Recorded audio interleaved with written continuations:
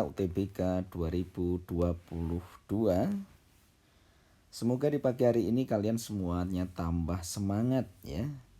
Saya temani Anda untuk menggapai impian Anda.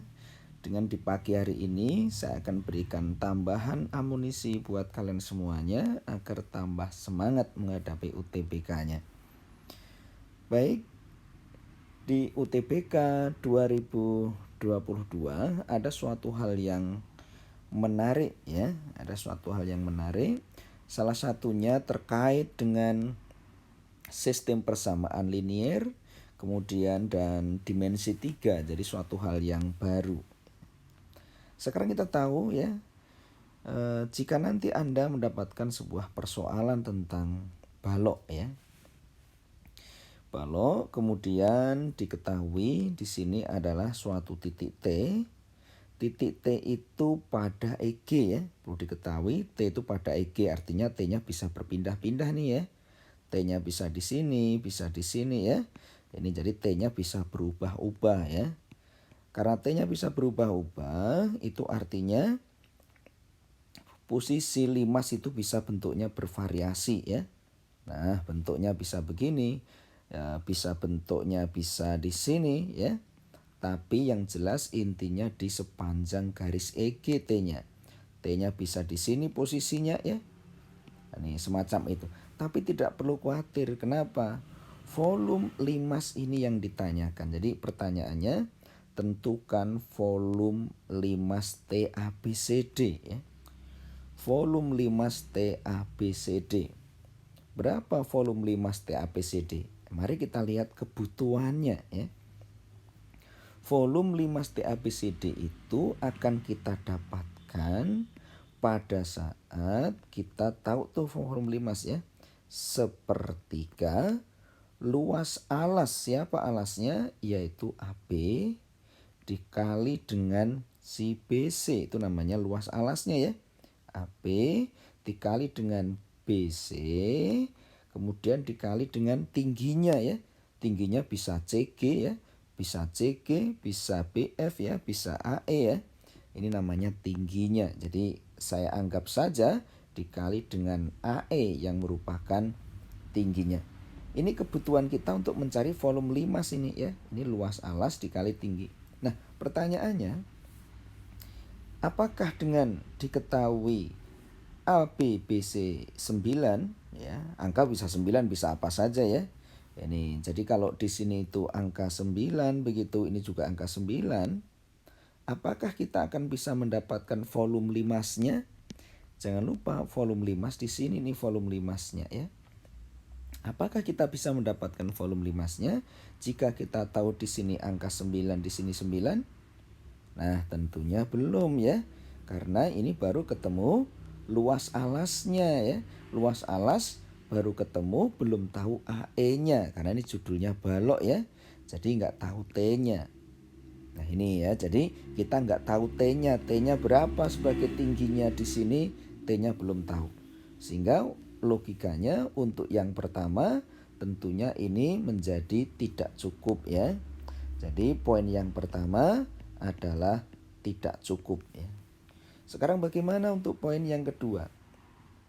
Poin yang kedua diketahui volume baloknya adalah 100 ya. Volume balok, kita analisa nih volume balok. Volume balok itu adalah AB ya, dikali dengan BC, luas alasnya dikali dengan tingginya ya. Tingginya ya si AE itu ya. Nilainya adalah 100 ya. Nah, di sini kita belum tahu AB, belum tahu BC ya. Karena ini kalimat yang kedua adalah kalimat yang terpisah dari kalimat yang pertama tadi. Jadi kita nggak tahu AB, kita nggak tahu BC ya, apalagi belum tahu T-nya ya, tiba-tibanya 100 begitu. Jadi tentunya kita tidak mampu mendapatkan volume limasnya. Berarti syarat yang kedua tentunya jika dia juga tidak cukup juga. Nah, di saat jawaban tidak cukup, maka jawabannya ada di, kalau enggak C, jawabannya adalah E ya. Karena kalau yang C itu adalah syarat kecukupan itu, syarat kecukupannya yaitu bersama-sama cukup. Sekarang kita lihat, apakah kalau bersama-sama cukup? Kita lihat ya.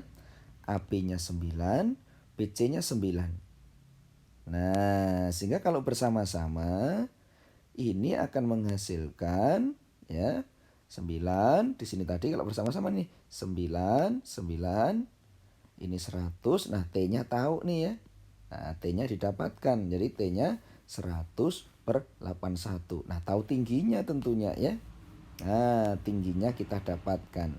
Dengan tingginya kita dapatkan, maka T tahu ya.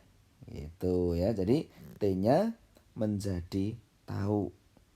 Nih, jadi AB-nya jadi tahu 9, BC-nya 9, tingginya pun juga tahu ya. Nah, dengan begitu bisa kita katakan jika bersama-sama maka dia cukup, sehingga jawabannya adalah jawaban yang C ya. Jadi kalimat 1 tidak cukup, kalimat 2 juga tidak cukup, tapi kalau bersama-sama volume balok diketahui, maka jadi cukup kita mampu menjawab volume limas. Gitu ya. Nah, sekarang kita akan lanjutkan di soal selanjutnya. Di soal selanjutnya nanti ada namanya sistem persamaan linier dua variabel. Nah, di sini ilmu yang wajib Anda kuasai. Jika ada suatu persamaan linier AX BY plus C, PX Y sama dengan R, di sini ada beberapa kemungkinan ya. Kemungkinan yang pertama, dia akan punya satu solusi ya. Itu ya. Kemungkinan yang pertama dia punya satu solusi. Kapan dia punya satu solusi? Pada saat perbandingan koefisiennya itu tidak sebanding ya. Jadi A banding B tidak sama dengan B dibanding H ya. Pada saat dia tidak sama perbandingannya, maka dia pasti punya satu solusi. Kalau tidak sama ya. Jadi antara A per B dengan B per H jika tidak sama, maka dia punya satu solusi. Tapi hati-hati ya. Pada saat sama ya. Ini pada saat sama itu banyak solusi ya. Solusinya sangat banyak. Pada saat kapan? Pada saat A dibagi P sama dengan P dibagi H sama dengan C dibagi R. Wah, itu banyak solusi. Jadi kalau di sini itu sebanding, A per P, B per H, C per R semuanya sebanding sama, maka itu punya banyak solusi. Bagaimana kalau dia tidak punya solusi? Nah, ini hati-hati ya. Karena soal tes bisa berkembang semacam ini ya. Kalau tidak punya solusi ya. Tidak ada solusi ya. Nih, jadi kalau tidak ada solusi, maka cukup yang dilihat adalah A per P itu sama dengan B per H ya, tetapi tidak sama dengan C per R-nya. Nah, itu tidak ada solusinya. Nah, ini yang perlu Anda siapkan pada saat Anda menghadapi sistem persamaan linier dua variabel. Saya akan berikan contoh di soal ini misalkan ya. 2x ditambah 3y sama dengan A, mx plus 9y sama dengan 12. Pertanyaannya, agar punya satu solusi. Bagaimana agar punya satu solusi? Berarti logikanya punya satu solusi tadi syaratnya adalah 2 per M itu tidak sama dengan 3 per 9. Itu agar punya satu solusi ya.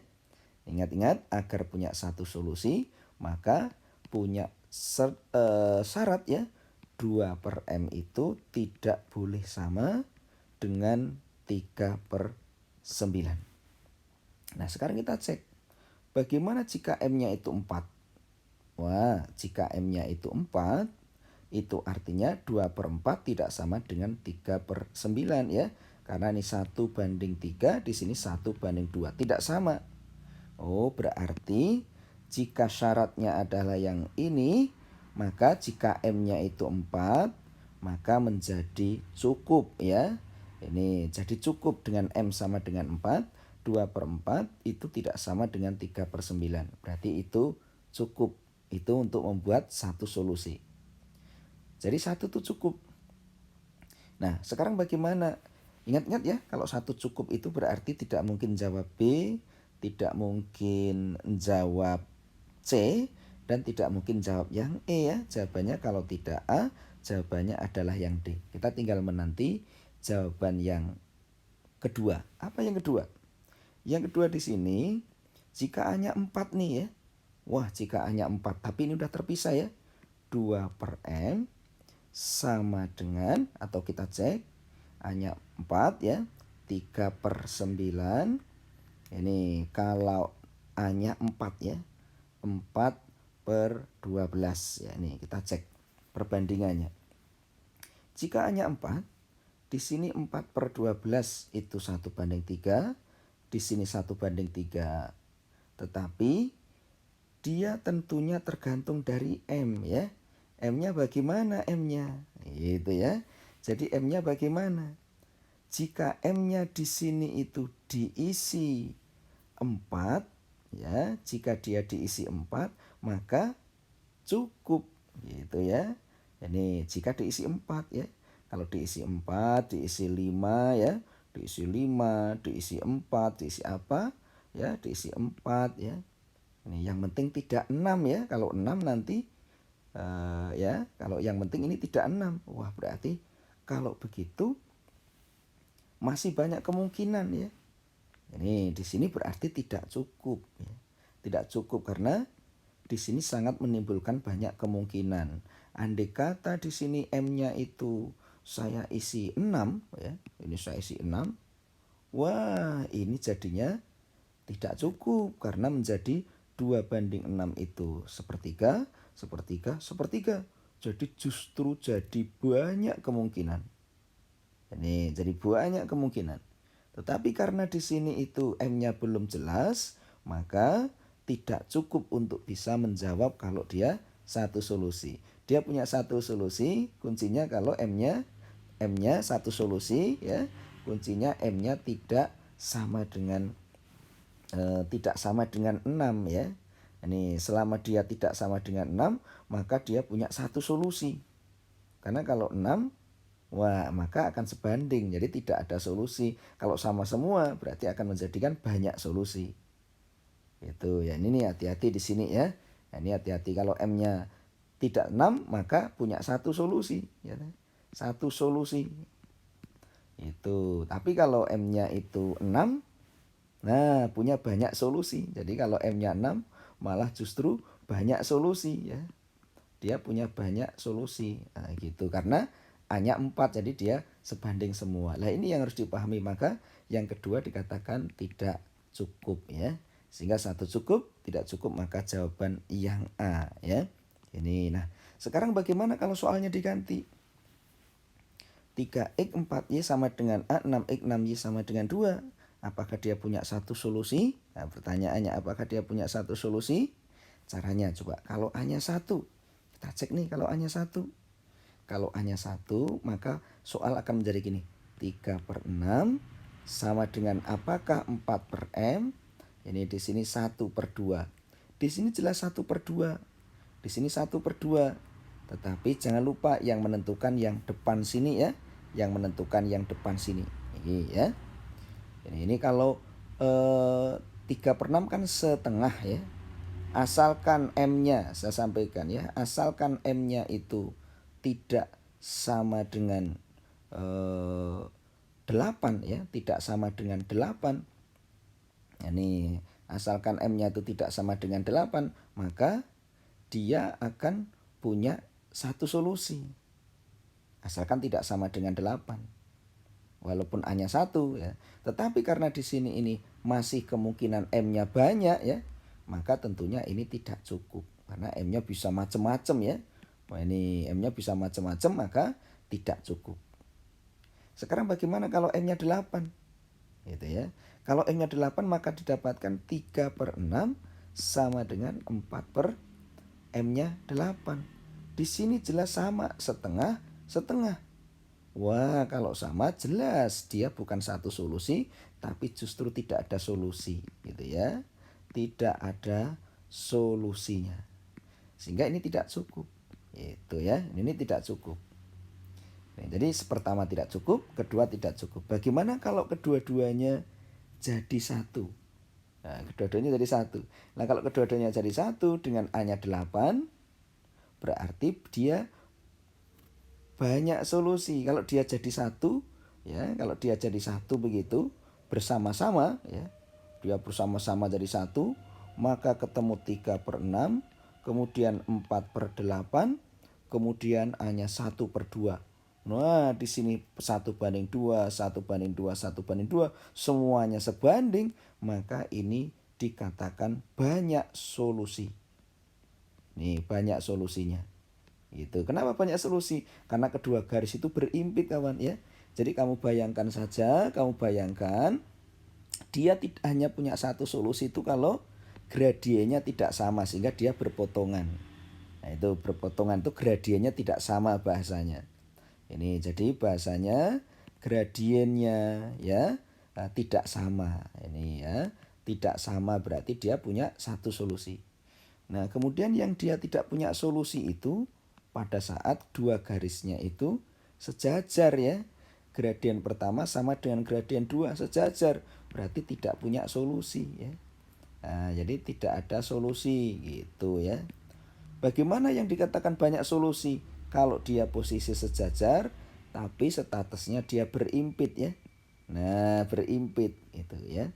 Nah, berimpit ini berarti banyak solusi. Ini ya, berimpit itu namanya banyak solusi. Kapan terjadi banyak solusi? Pada saat semua perbandingannya sama, ya, itu ya. Saya kira ini penjelasan terkait dengan sistem persamaan linier biar nanti tambah tahu, tambah paham sehingga Anda UTBK-nya sukses selalu. Begitu adik semuanya, jangan lupa di subscribe biar Anda tambah video selanjutnya. Sukses selalu.